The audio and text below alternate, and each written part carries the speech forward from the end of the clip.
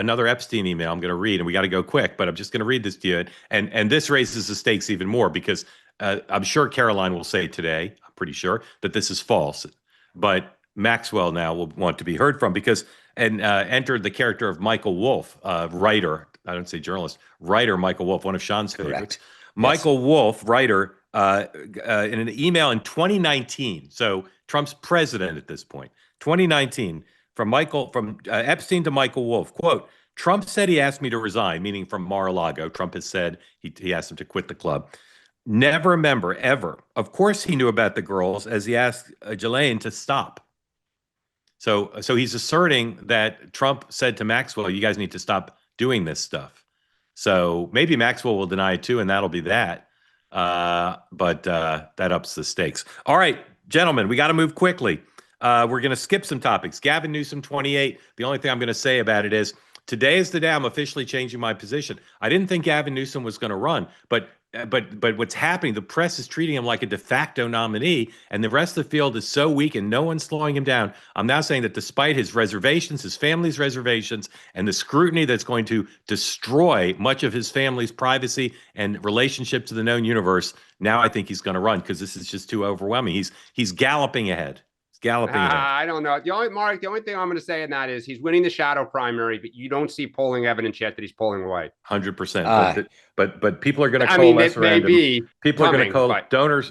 He's going to be able to raise money in all three categories like nobody else. If you saw the 2004 movie, he is the Dem George W. Bush. They're going to coalesce around him and say cork on a raging river. Yep. Maybe. Yeah, maybe. Although Bush had a lot of challengers who were pretty good, including John McCain. There's nobody of McCain's level. But here's the thing, though, guys. He does not have the base is like enamored, but they're not fully in love. 100%. So that he still has an Achilles with the base. 100%. Now, who will his vice presidential nominee be? Mikie Sherrill. This is an extraordinary memo. Go to Politico, read the whole thing.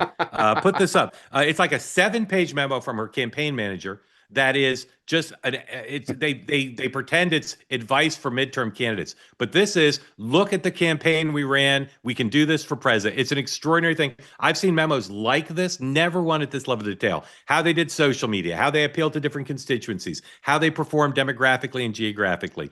It says it's Mikie Sherrill's battle plan. The subject line reads, "How we won New Jersey." But Dan, this is just basically back to what you were the first to report, that her team is ready for her to run national in 2028, even though she just got elected. Yeah, and what's so fascinating is watching her versus Spanberger, because you have two media markets, DC and New York. Spanberger's more head down, announcing her cabinet picks and kind of getting ready to govern. Sherrill is, not shy. And so I still think, I have to see if I bump into people here in the neighborhood, she's thinking about it. Yep, 100%. It's an incredible memo. Incredible. Sean, let's say she ran, would she be formidable? Oh, I think so. Yeah, why not? Yeah. I mean, look, she's got a great resume. She stuck to message. Had a good margin. I mean, the narrative is what matters, right? And that's the thing, is that people text me all the time. I can't believe you said this about Gavin Newsom or that about Pete Buttigieg. The bottom line is, I don't support any of these people, but it's like if you're a good coach, you look at an opposing team and say, is this going to be a tough game? Yeah. And I think that Mikie Sherrill she's very appealing. She's got a great resume. And I think that, the key for her is going to be that first month. She talked about what they call it, Reggie in New Jersey, the energy regulator. Does she actually, if she can get some good wins under her belt in the first 30 days, she's a very attractive candidate. She's well-spoken. I think I would, and again, it's a state, I know it's not a real swing state, but I think that you can buy into the press narrative and say, New Jersey was potentially going, and so she's got a good narrative to jump on board. Newsom Sherrill versus Vance Rubio. That's a slugfest. I wanted to say I agree with you, Sean. She's got to get off to a strong foot, because what she can't have is, because the press corps is sitting there in New York City, if her coalition starts splintering and you're getting unions complaining about, it'll just collapse before it starts. She needs the chirping to be positive with that New York media. Well, I'll Yeah. take it one step further, Dan. She needs media. Yeah. And what I mean by that is, I've done a couple races in New Jersey, and there's a Trenton press corps that's like four people. And so you're jammed between New York and Philly. So she's got to keep that profile up. How do Yep. you get on MSNBC? How do you get out there? So this is going to be and it's not easy because Trenton's, not in direct Close enough. proximity of New York. Yeah, Right. but my point is that you need to say to your team, I need to be on Morning Joe, 2 mornings a week. I Yeah. need to go on these CNN programs.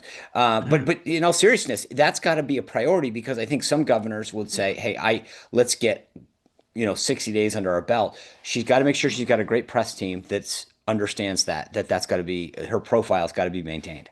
Yeah. They say that something that's easy is like a walk in the park. Well, easier than a walk in the park, hit the subscribe button, be part of the two-way community, never miss an episode, be part of our conversations. Thank you for your service to America.